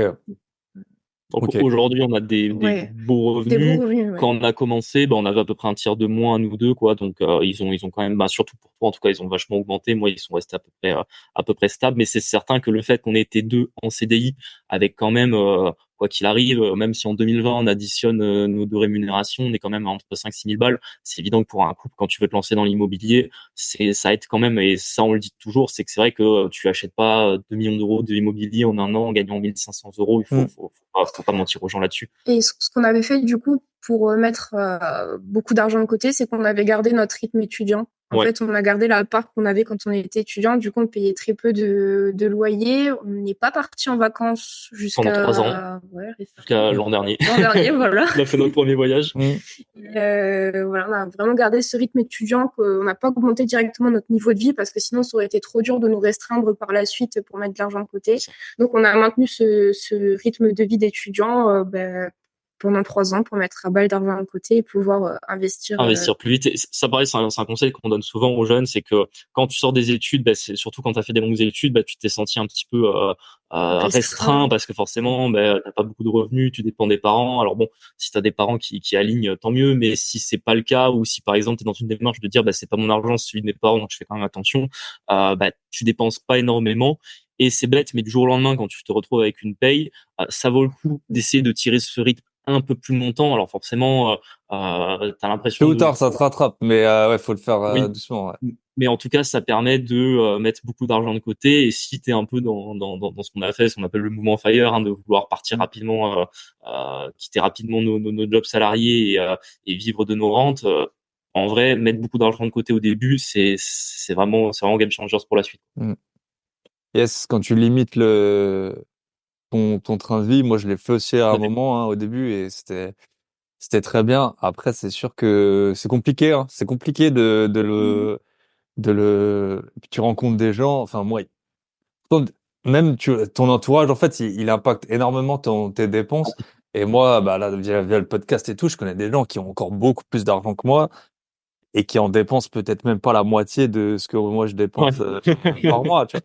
Et après, à l'inverse, bah, je connais des gens, enfin, tout le monde a un peu son rythme, quoi, mais c'est sûr que c'est toujours compliqué, hein, après, c'est bien au début parce que t'as le temps, t'as des potes qui sont encore étudiants, Ouais, enfin, voilà, c'est c'est ça. pas pareil. En plus, quand t'es en couple et tout, c'est bien si t'as les mêmes objectifs. Mais c'est un très bon point. Et au niveau de l'encours, du coup, bancaire, on a emprunté en tout sur les 3 sociétés plus le LMNP de Julien. 1,5 million. On a 1,5 million d'encours. Et on encaisse par mois. Alors là, faut quand même, si tu veux, on détaillera rapidement les chiffres par Mhm. rapport à opération, pour non plus trop se perdre dedans. Mais là, du coup, à aujourd'hui, on est à 1,5 million d'encours, sachant qu'on a un demi-million, donc 500 000 qui sont sur un projet qui va se déboucler. C'est quand on parlait tout à l'heure en introduction qu'on avait passé de 25 à 34 lots. On a un peu notre grosse opération de début d'année 2024 qui est une opération de 9 appartements où en fait là on a racheté un ancien hôtel dans une petite ville où en fait on casse tout, où en fait on garde que les 4 murs, même la toiture va être refaite, on refait tout. Et c'est une opération où en gros on paye le bien 117 000 euros, on a à peu près 330 000 euros de travaux derrière, et on fait 9 appartements dans cet ancien hôtel, sachant qu'on dit un hôtel, hein, mais il faut pas imaginer l'hôtel Mercure de 9 étages, c'est un truc de plein pied. Ouais. C'est comme les IDR, ouais, c'est des immeubles Ouais, de c'est ça. rapport. En fait, les 9 appartements seront de plein pied avec un peu de terrain, des places de stationnement, donc c'est assez bien fait. Et du coup, ça, faut le dire, c'est quand même, on a 500 000 euros pour l'instant qui sont là-dessus. Cette OP-là nous dégagera à peu près entre 4 500 et 5 000 euros de loyer. Donc ça, c'est ce qui va arriver qu'on n'a pas encore aujourd'hui. Là, pour l'instant, sur les 25 lots qu'on a, on est à 1 million en tout, et il nous rapporte juste en dessous de 10 000 euros net par mois de loyer. Donc quand je dis c'est net de charge, et en cash flow net, ça nous laisse à peu près 4 000, 4 500 une fois que tous les crédits et les taxes foncières sont payés. Donc après, je compte crédit, taxes foncières, il faut quand même encore ajouter les assurances, les différents frais, etc. Il doit nous rester à peu près 4 000 nets de cash flow. Bah top, c'est bien d'avoir les chiffres comme ça, les gens ils savent. Bah, quand tu as Oui, 1 million d'euros, bah, vous avez très bien acheté du coup. Hein, si vous générez, ça vous fait on a 12% de renta à peu près quoi. à peu près en moyenne, on a des fois un peu en dessous, des fois un peu au-dessus, mais Ouais. honnêtement, moi je regarde pas une OP en dessous de 10% de renta, et en général, j'essaie de voir comment on peut tirer un peu au-dessus. Ok. Ça a été un petit peu notre règle. C'est pour ça aussi, faut le dire, on n'a pas que des emplacements prime dans Ah non mais des bon, faut rues pas rêver à non 10 000 plus. euros. Si t'as 25 lots pour 1 million, voilà, si t'as été à l'école, on fait les maths quoi. Hein, c'est pas des apparts sur la promenade des Anglais ou à Monaco, mais Ah non, c'est comme ça qu'on a 4 000 euros de cash flow. Et bah, en tout cas, félicitations déjà. Hein. Et merci. bah, peut-être vous pouvez nous raconter. Il y a plein de trucs, hein, plein de trucs à nous raconter. Et là, Ouais, c'est en dehors de ce que tu as avec ta mère ou c'est avec ce que tu as avec ta mère aussi non, dans les... c'est avec ce que j'ai avec Ok. ma mère. C'est-à-dire que avec ma mère, du coup, il y en a en termes d'encours sur cette CCI là, on est à 350 000 d'encours. Donc Ok. grosso modo, on a deux tiers à nous, j'ai un tiers avec ma mère, et c'est une société où on a 50-50 avec ma mère, mais j'ai déjà 100% de la nue propriété. Et plus ou moins le deal avec ma mère, c'est que quand elle part à la retraite, elle prendra du cash flow pour se faire du revenu pour compléter sa retraite, mais tant qu'elle en a pas besoin, on peut utiliser ce cash flow pour avancer sur nos autres opérations. Ok. C'est le deal qui a été passé, parce que faut savoir que je me suis associé avec ma mère là-dessus, parce qu'effectivement au début, comme je n'avais pas de revenus, c'est intéressant, parce qu'elle elle est vétérinaire. Après, j'imaginais pas qu'un vétérinaire ça gagne 200 000 euros par mois. Honnêtement, quand tu calculais son revenu, elle était à peu près à 3 000 euros par mois, donc c'était pas non plus, enfin c'était bien, mais c'était pas non plus incroyable. Et ça nous avait permis de nous lancer, mais par contre c'est moi et Marie qui avons géré C'est pas trop son toutes les truc. opérations. C'est pas trop son C'est truc pas trop son l'immobilier. truc, l'IMO, elle s'en Hmm. occupe pas, elle veut pas s'en occuper. Nous, on est là, donne juste C'est ton, ça, c'est ça, ta alias fiscale pour qu'on puisse c'est Ah, ça, c'est ça. on sent voilà, le côté expert comptable. Là. Balance Ouais, l'alias, c'est ça. balance le, ouais. En tout cas, en fait, Après, voilà. comme on dit toujours, bon, c'est une association, hein, et forcément, moi, je suis enfant unique, hein, donc ça a été, on va dire, plus facile pour ça de m'associer avec ma mère que si peut-être j'avais eu des frères et sœurs. Mais quoi qu'il arrive, quand vous associez avec quelqu'un, il y a toujours qu'est-ce que chacun gagne. Hmm. Moi, j'ai gagné quand même l'opportunité d'emprunter plus tôt, parce que Bah, sinon bien j'aurais dû sûr. attendre d'être en CDI. Ma mère, il y a gagné de voilà pouvoir constituer un patrimoine immobilier sans forcément y participer, parce que du Hmm. coup tout s'est fait un peu sans qu'elle ait trop besoin d'y. Enfin, faut le dire quand même, elle avait mis un petit peu la main à la pâte au début, mais après. Elle a arrêté. Surtout, bon, faut pas oublier que ma mère, elle a 60 60 ans, ans. donc c'est Donc, aussi un âge où tu as moins d'énergie et t'as pas envie de passer tes week-ends à construire un parc immobilier, Hmm. quoi. Yes. Alors que nous, pour le coup, bah voilà, ça ne fait pas peur on a de passer l'énergie énormément de pour temps. l'instant C'est ça, de c'est le ça. faire. Bah oui. Ok, top. Bah intéressant. Bah peut-être vous pouvez nous dire donc là, ok, on a les chiffres, combien vous gagnez, comment vous avez financé.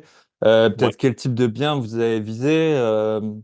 Donc c'est les biens, ils sont dans la ville où vous habitez ou ils sont plus loin. On a vu dans le podcast près, tu as parlé de 40 minutes. Un des biens, je crois, il est à 40 minutes de chez vous ou Ouais. 40 c'est kilomètres, je ça. sais plus. Ouais, comment vous avez trouvé les biens? Parce que bah du coup, ce qui est bien avec vous, c'est que vu que vous êtes jeune, vous avez acheté récemment et Oui. des rentas que on dit depuis des années qu'on trouve plus entre guillemets.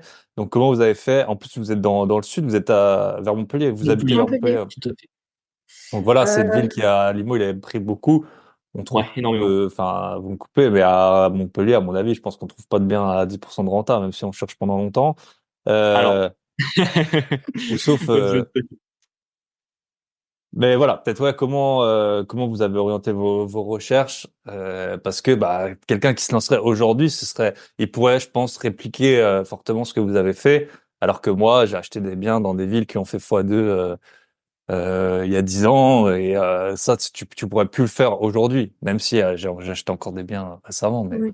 mais vous au moins vous avez tout fait récemment, donc peut-être que vous nous expliquer ouais votre stratégie pour trouver les biens. Mais c'est vrai que Montpellier, à part quand Julien a commencé en 2018, il y avait quand même des biens à prendre. Là, c'est de moins en moins vrai. surtout sur l'habitation. Voilà, surtout sur l'habitation. On arrive encore à acheter des locaux commerciaux sur Montpellier, mais franchement, avant d'avoir un bon prix, faut se lever tôt ou avoir du off-market. On négocie très fort, Voilà, donc sur Montpellier, c'est qui comme marche ça toujours que ça aussi. marche. Hmm. Et nous, du coup, ce qu'on a fait, c'est qu'on s'est dit, ben, autour de chez nous, donc on habite vraiment à Montpellier. On s'est dit, bon, ben, combien de routes on est prêt à faire pour que ce soit gérable pour nous. Donc on s'est dit entre 30 minutes et 1 heure. Et du coup, on a regardé les grosses villes dans la périphérie. Enfin, les moyennes villes plutôt. Moyennes villes, oui. Et en fait, on cherche à chaque fois dans ces villes qui sont plutôt moyennes. Je sais pas combien il y a d'habitants à chaque fois. Je dirais Oui, alors 10 000 ouais, c'est ça. et 15 000, je La dirais. ville la plus petite où on a acheté, c'est 10 000. Et les autres villes moyennes, c'est des villes à 100 000. Après, bon, on peut citer les noms. Quand vous prenez Montpellier, vous regardez autour où vous pouvez aller. Vous avez Béziers, déjà qui est très connu par les investisseurs immobiliers. Il y a Nîmes aussi, qui est vachement moins cher que Montpellier et qui, pour moi, Nîmes, je considère plus que c'est une ville moyenne par rapport à Montpellier, qui est vraiment aujourd'hui une très grosse ville. Après, vous avez des villes d'arrière-pays plus plutôt. petites. Alors bon, je vais citer plusieurs noms. Pour les gens qui sont pas d'ici. Voilà, qui sont d'ici, vont comprendre. Mais on n'a pas forcément acheté partout, mais par exemple, vous avez Clermont-Lérault, vous avez Uzès, vous avez Tarascon, Beaucaire, vous avez Pézenas. Voilà, ceux qui connaîtront un petit peu le sud sauront le type de ville. C'est des villes de 10 000 habitants où il y a de la demande, que ce soit pour du locatif d'habitation ou pour du professionnel. Sachant qu'en plus, je trouve que l'Hérault est un département assez intéressant parce qu'on a beaucoup d'autoroutes. Enfin, on a la grande autoroute A9 qui traverse on va dire, qui part de l'Espagne jusque Nîmes, après plus loin Orange. On a la 75 qui fait Clermont-Ferrand, qui dessert Montpellier, Béziers. Donc en fait, vous avez beaucoup de villes autour de ces autoroutes où en fait, on est quand même dans des zones qui sont assez peuplées, assez denses, où il y a de la demande. En fait, dès qu'on s'éloigne de Montpellier, le prix au mètre carré est divisé par 2 ou par 3. C'est-à-dire qu'à Montpellier, vous allez être entre les quartiers les moins chers, entre grosso modo 3, 6, 7 000 euros du mètre carré. Alors que dès que vous sortez de Montpellier, on retombe un peu sur le classique qu'on connaît en France, c'est-à-dire entre 1 000 et 2 000 euros du mètre carré. Ça se loue, et ça, pour un studio, ça se loue les 400 euros. Je me souviens que tu en avais une fois parlé dans un podcast. En dehors des grandes villes, les prix, c'est quasiment toujours les mêmes, que ce soit pour la location et le prix auquel tu l'achètes également, quoi. Yes. Donc c'est comme ça qu'on a pu aller chercher des rentas. Et on après, les trouve sur le Bon Coin, ouais, généralement. c'est ça. C'est dingue, mais sur le Bon Coin. Et Bah, moi, j'ai trouvé presque tous mes biens sur le Bon Coin. Après, il y a des agents qui m'ont Voilà. appelé, certains avec qui j'avais visité sur le Bon Coin pour me proposer des trucs qui n'étaient pas encore sortis, mais ouais, bah, voilà. Et ben, du coup, ça me permet de renchaîner. Effectivement, plus ça avance, plus on commence à avoir des partenaires, surtout des agents immobiliers avec qui ça s'était bien passé, qui nous renvoient maintenant des biens qui sont pas encore sortis. Donc là, récemment, on fait plutôt du off-market. Mais le Bon Coin, c'est un très bon moyen, je trouve, pour trouver des biens rentables. Quand on sait chercher, c'est vraiment bien. Sachant aussi que ça, je pense, c'est une des particularités de notre parc, parce qu'on a quasiment la moitié de nos biens qui sont des locaux commerciaux, des locaux professionnels. Et pour distinguer un petit peu les deux, pour par exemple les auditeurs qui sauraient pas faire la différence, un local commercial, c'est un local où il y a un fonds de commerce. Donc vous allez signer un bail commercial avec les règles du bail commercial. Donc là, on va être plutôt sur des je sais pas moi, un petit restaurant, une boucherie, un coiffeur, enfin voilà, ce type de bien. Et ça a distingué du professionnel, où là, vous allez plutôt être sur des indépendants qui n'ont pas de fonds de commerce. Donc ça va être par exemple soit des médecins, ou alors toutes les professions paramédicales, donc des psychologues, des infirmières, des sages-femmes, enfin voilà, toutes ces professions-là qui ont besoin d'un local pour recevoir leur clientèle. Et vous faites ce qu'on appelle un bail professionnel, donc qui est un petit peu différent, qui est entre le bail d'habitation et le bail commercial. Vous avez voilà un peu des règles des deux. C'est assez intéressant pour le bailleur parce que c'est très facile de mettre la personne dehors si elle paye pas. Mais après, on va pas se mentir, c'est des gens qui travaillent, ils vivent pas dedans. Donc si du jour au lendemain ils travaillent plus, ils vous appellent, ils disent voilà, écoutez, j'ai plus rien, je veux vous rendre le local. Et en général, ça s'est toujours bien passé avec ces gens-là, parce que c'est normal, vu qu'ils vivent pas dedans, du jour au lendemain ils le laissent. Et en plus, c'est des gens qui travaillent, donc c'est toujours plus facile en termes Déjà, de ils ont des gestion. revenus, et puis en plus, voilà, Exactement. ils perdent pas le toit sur leur tête si jamais ils vont rendre C'est moins le truc. émotionnel Tout à fait. quand c'est de l'habitation. Et on travaille beaucoup avec ces gens-là, parce qu'on a à peu près comme je t'avais raconté tout à l'heure, on a un gros immeuble où on a une dizaine de bureaux, où ça se passe très bien. Ensuite, on a quelques locaux commerciaux. En tout, on en a, donc là actuellement sur un parc de 25, on a 10 bureaux professionnels, 5 locaux commerciaux. On a en appartement, je ne dis pas de bêtises, on a 8 appartements. Ouais. Et après, le reste, c'est des caves et des garages principalement. Donc finalement, on n'a pas tant d'habitation que ça parce que l'habitation, je trouve ça très chronophage à gérer, alors que le commercial, c'est vachement plus simple. Et ça, c'est aussi un des choix qu'on a fait parce que au début, quand on a commencé à investir, ben, on était comme tout le monde, hein, l'habitation. Puis un coup, tu commences à faire du professionnel, du commercial, tu te rends compte que c'est très rentable, que c'est plus facile. Enfin, que au début, ce que tu as peur quand tu te lances là-dedans, c'est de pas savoir louer parce que tu te dis je teste le marché, j'ai beaucoup moins de demandes que pour des apparts. Ouais, sauf que la différence, c'est que quand tu as une demande pour un appart, ben, tu vas avoir 6 personnes qui vont visiter, tu en auras un qui voudra l'appartement. Sur du commercial, en général, chaque fois que tu fais une visite, si le mec, son projet est solide, il le prend parce que c'est pas des gens qui vont venir visiter, dire ah mais non, la couleur des murs me plaît pas. En fait, ils viennent créer un business, donc en fait, ils ont déjà regardé le quartier. En fait, quand ils viennent, ils savent déjà si ça les intéresse ou pas. Ils viennent juste vérifier en fait sur place, un peu comme quand toi t'achètes finalement. Donc c'est pour ça que c'est des cibles de locataires qu'on apprécie beaucoup. Enfin, moi, j'aime beaucoup travailler avec eux, surtout qu'en plus, bah forcément, étant un côté banquier privé, expert comptable, on sait comment analyser leur business, savoir si ça peut marcher. Donc il n'y a pas trop de un petit avis généralement sur ce qu'ils veulent faire. C'est ça. Et on les vérifie sur Papers par exemple. Enfin, moi j'aime bien, je pose des questions, je prends des éléments, puis derrière on fait nos recherches pour vérifier si quand il t'a parlé d'une société que s'appelait un tel, est-ce que la société existe, est-ce qu'elle est en liquidation. Voilà, on fait ce travail-là de vérifier en amont, et comme ça une fois qu'on met le locataire professionnel ou commercial dedans, ça se passe très bien. Et du coup aussi, juste pour revenir à la localisation, je pense que c'est important de quand même investir dans une région qu'on connaît et pas ultra loin de chez soi, parce que du coup, on se rend compte que nous, dans le sud en tout cas, il y a des villes comme Béziers, Beaucaire, qui avant avaient ultra mauvaise réputation et où les politiques du coup locales font en sorte que la ville se redynamise. Oui. Et on arrive du coup à trouver des très bonnes affaires au Beaucaire. Je crois combien de pourcent de renta dessus, mais c'est un truc de fou et la ville s'améliore vraiment. Pareil pour Béziers, on pense qu'on veut du maire, mais en 5 ans, c'est abusé comme ça, c'est vraiment amélioré et il y a vraiment de la demande et la ville prend de la valeur, donc nos biens aussi. Donc je pense qu'il faut quand même connaître son secteur et rester pas trop loin de chez soi, c'est une bonne tactique. Et puis toujours, comme tu en disais tout à l'heure, c'est bien rentable, quoi. Acheter des biens rentables, il y a pas d'autre secret. Si on veut aller vite dans l'IMO, il faut trouver de la grosse rentable. J'en parle souvent parce que forcément on a nos amis, on a des gens de nos entourages qui s'intéressent à acheter de l'immobilier. Souvent j'en parle avec eux, ils me présentent une affaire, ils me disent qu'il y a 6% de renta. Je dis désolé, mais 6% n'y va pas. C'est pas assez. Sauf si voilà, tu te dis que tu en feras qu'un dans ta vie et que voilà, dans 20 ans, ça. Le dernier, voilà, le barreau d'honneur, là. C'est ça. Mais je veux dire, si tu rentres un peu dans une démarche similaire à la nôtre de vouloir accélérer sur l'immobilier, te faire un petit parc plus ou moins grand, après chacun définit ses objectifs, mais voilà, il faut viser de la renta. Et quand tu nous demandais où on avait trouvé nos biens et qu'on disait sur le Bon Coin, par exemple pour des locaux professionnels, j'en ai encore trouvé en décembre, juste en regardant sur le Bon Coin, des locaux professionnels. Alors ça aussi, je pense, il faut avoir un petit peu d'expérience là-dedans. C'est que typiquement, c'était une affaire là où on va signer le compromis bientôt. En fait, il y a 11 bureaux professionnels et une partie qui est un spa tout aménagé en fait. Donc le propriétaire avait lui-même aménagé le spa, il l'avait exploité pendant un temps, il l'a arrêté, mais il y a aucun travaux à faire.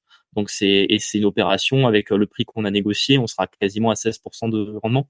Mais tu vois, là, il faut pas se mentir, il fallait avoir un peu d'expérience pour se lancer dans un truc comme ça. Si tu commences immobilier, tu vas pas acheter 11 locaux professionnels et un local commercial en même temps.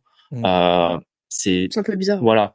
Donc c'est l'avantage aussi qu'on a pu avoir de négocier ce type de bien, c'est que sur l'habitation, tu as beaucoup de concurrence parce que beaucoup de gens veulent acheter de l'habitation. Dès que tu commences à aller sur du professionnel ou du commercial, tu as déjà vachement moins de concurrence. Ok, c'est intéressant. Ok, top. Pour finir le podcast, peut-être, votre podcast, c'est le Boomer Dream. Voilà, c'est quoi les prétentions? C'est quoi, là, vous êtes allé super vite quand même. Donc, vous voulez continuer, vous voulez, voilà, c'est quoi le but, peut-être à 30 ans, quand vous serez vieux, 30 ans, 35? C'est ça. Mais déjà, je voulais le dire dans ce podcast parce que quand même, je voulais te remercier là-dessus parce que je sais que tu en parles souvent au début d'épisode, mais j'avais pris ta formation sur comment créer son podcast. Et c'est vrai que elle nous a bien aidé parce que tu avais donné tous les conseils pour commencer dans de bonnes conditions et faire tout de suite de la qualité. Et nous, c'est ce qu'on voulait faire. Enfin, en tout cas, ça nous a fait plaisir dès qu'on a sorti le premier épisode, les gens nous ont dit le son est bon, etc. Donc voilà, ça c'est. Je voulais te remercier là-dessus parce que c'est. Merci. Voilà. Cet épisode est non sponsorisé, mais merci. Ça me fait trop plaisir. Et puis vous avez vu, je pense, vous avez pu voir. Moi, j'en parle avec d'autres podcasteurs. vous avez des retours. Enfin, c'est incroyable, hein, quand même Oui, tout ce que ça rapporte, tout ce que ça apporte d'un point de vue Oui. tout à humain, fait. Tout à fait. le podcast, quoi. Et puis en plus, vous êtes sur votre créneau qui est mine de rien. Voilà, moi je le sais, la plupart de mes auditeurs, ils ont à peu près mon âge, et puis vous, ça va être Oui, un peu pareil. Donc même si bah, c'est toujours intéressant d'échanger avec tout le monde, donc c'est trop bien. En tout cas, exactement, félicitations. exactement. Et puis vous tenez le rythme. Ouais. Et donc du coup, quitter le Oui. Boomer Dream. Achetez ma formation, hein. Je vous ferai Tout à fait, avec il le faut code récupérer. Julien et Marie, vous aurez un bon prix. Exactement. Donc là, l'objectif sur le podcast, c'est de faire un épisode par semaine. On a un format hebdomadaire qu'on arrive à tenir. Hein. Franchement, en 6 mois, on a sorti, enfin un petit peu plus de 6 mois, on a sorti 30 épisodes. Donc Oui, le oui. contrat est rempli là-dessus. On est régulier, on sort ça tous les lundis. Nous, on essaie vraiment, ben, à la fois par nos parcours, par nos expériences professionnelles, etc., de donner le maximum de valeur avec des conseils un petit peu tout ce que nous on a pu avoir, que ce soit en termes de connaissances brutes, que chacun à l'époque on a cherché un peu sur internet, mais nous on essaie de les mettre sous forme de podcast. Alors des fois on va faire des podcasts vraiment de fiscalité pure, ou alors comment trouver un bien, qui sont peut-être des fois un peu moins fun que par exemple quand on va raconter une opération avec des anecdotes et tout. Mais Mm. je pense que quelqu'un qui réfléchit à se lancer, il peut vraiment trouver de la valeur et trouver des informations intéressantes là-dessus. Et après, ben forcément, on raconte un petit peu nos parcours avec à chaque fois nos anecdotes et ce qui nous arrive de semaine en semaine, parce on a vraiment un planning chargé. Puis on se rend compte on appartient à une génération bon, qui est peut-être un peu différente de la tienne, mais qui a un rapport au travail qui est quand même difficile. Enfin, j'ai l'impression qu'autour de nous, enfin, les gens qui ont notre âge, personne n'est heureux dans son job, Ouais, personne n'est heureux vraiment dans sa vie parce que beaucoup de contraintes, parce que le stress, parce que pas un, assez en- payé. un environnement qui a pas de sens. Et on s'était dit, ben nous, c'est quand même beaucoup de choses enfin, par rapport à notre parcours, nos études, etc. On sait quand même beaucoup de choses qui pourraient aider les gens à peut-être vivre une vie un peu plus slow Mm. via l'investissement immobilier ou crypto-monnaie ou bourse. Et du coup, bah, le podcast est destiné justement aux gens qui aimeraient s'affranchir du moins des contraintes de travail et justement choisir une vie bah, plus slow ou à moins un travail qui leur plaît. Par exemple, imaginons un photographe, c'est compliqué de vivre en étant photographe, mais si c'est sa passion et que ça lui plaît, bah, au moins il aura des revenus à côté qui lui permettront de faire quelque chose qui lui plaît vraiment. Et je pense que c'est bien d'avoir une société avec des individus épanouis. Mm. Et voilà. D'où le podcast. C'est ça, tout à Yes. fait. On a pris une grande décision qu'on a annoncée dans le podcast, et je sais pas si toi tu fonctionnes un peu pareil, mais quand tu veux prendre vraiment une décision dans ta vie et que tu veux t'y tenir, ben, en fait, il faut le dire à le maximum Mm. de gens, parce qu'en Yes. fait, ça va t'empêcher de revenir Mm. dessus. Et sur la décision qu'on a prise, Et c'est les que gens, ils quand s'en rappellent, hein. Ils s'en rappellent, Ouais. hein. s'en rappelle et puis t'en parles surtout. On a décidé on avait décidé ça début 2023 en se disant qu'on travaillait encore en tant que salarié pendant 2 ans, parce qu'on avait estimé que c'était un peu la durée qu'il nous fallait pour faire assez Ouais. Bon, il d'opérations. fallait que je finisse mon diplôme Il aussi. fallait que tu finisses ton diplôme, etc. Et puis bon, on va pas se mentir non plus, on est jeune, on n'était pas un an près non plus. Enfin là, quand on aura quitté notre job, ça fera 5-6 ans à peu près qu'on aura été salarié. Je pense que c'est le bon temps, parce que je veux dire, des fois je vois des salariés travailler 6 mois puis disent non mais c'est bon, je connais le salariat, C'est ciao. alors bon, si tu veux lancer un vrai projet d'entreprise derrière, ok, mais je veux dire, si maintenant c'était dans une démarche de avoir travaillé suffisamment pour après être tranquille, je pense que ça n'est quand même quelques années. Et du coup, au 31/12/2024, on va quitter nos jobs pour faire autre chose derrière. Et je pense qu'on aura d'ici là acheté assez d'IMO. Alors, on fera encore des OP derrière, hein, mais on aura acheté assez d'IMO pour en tout cas être Être tranquille un petit serein, moment, ouais, ouais, être là-dessus. serein sur la suite. Ok. Bah, félicitations. C'est tout le mal que je vous souhaite. Et puis après, Merci.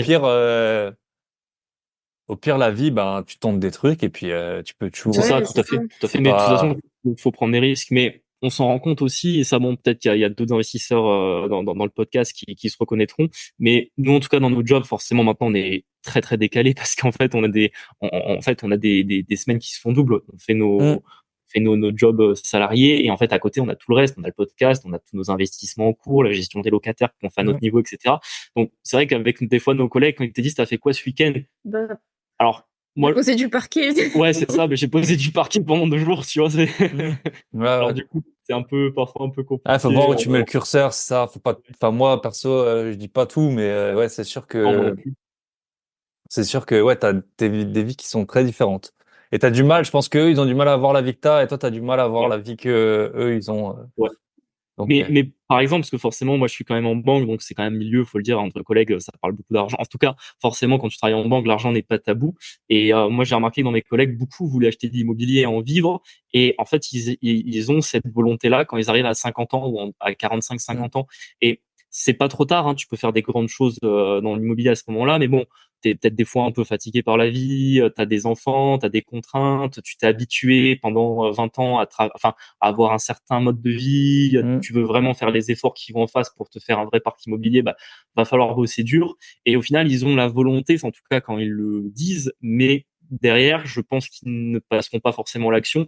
Et nous, ça revient un peu à ce qu'on a essayé de faire avec le podcast, en tout cas mettre cette graine le plus tôt possible chez les gens qui pourront en avoir envie, parce que bon, certains n'auront peut-être pas envie de le faire. On n'a pas envie de faire ça. C'est ça. Mais pour ceux qui l'auront, au moins ils l'auront eu suffisamment tôt de pas, on va dire, c'est pas se bloquer à avoir des enfants, mais c'est évident que là, par exemple, on aurait des enfants. Ça serait pas possible. Enfin, ce serait difficile. Ouais. Ou alors on dormirait encore moins, quoi.